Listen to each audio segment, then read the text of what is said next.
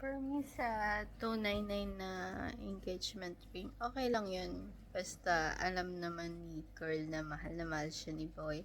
At alam niya kung yung situation ni boy na kung hindi naman affordable, 'di ba? Pero at least nag-effort siya na magpo-propose siya sa'yo kaysa sa mga lalaki hindi naman kaya naman nila mag-propose pero hindi nila ginagawa, 'di ba?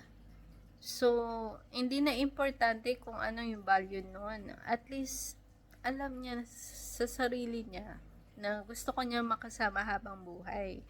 And he knows na ikaw yung makaka-appreciate sa kanya, makakaunawa at the same time na maintindihan niya kung anong sitwasyon sa buhay. Ganun, pagtutulungan niyo na lang dalawa. Hindi, it doesn't matter yung value kung magkano yung engagement ring. At least nagpropose si boy, 'di ba? Sa akin lang naman 'to. Pero napag-uusapan 'yan. You have to talk to each other, 'di ba? You have to talk to each other na kung ano yung dapat yung pag-expend din. Pero it doesn't mean na because it cheap yung engagement ring, nakaka-disappoint. No.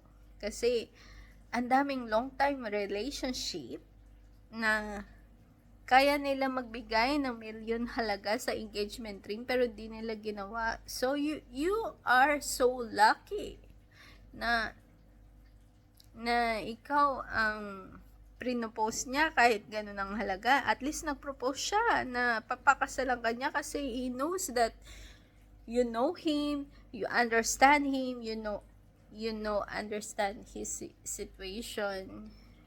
It doesn't matter kung anong halaga mo. At least nag-propose siya. It means a lot na you can marry him, whatever, kung ano yung status niya sa buhay, di ba? Yun lamang po. At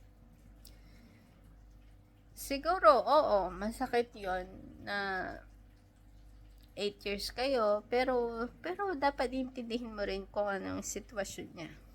Yun lamang po, ayun ang aking advice sa lahat.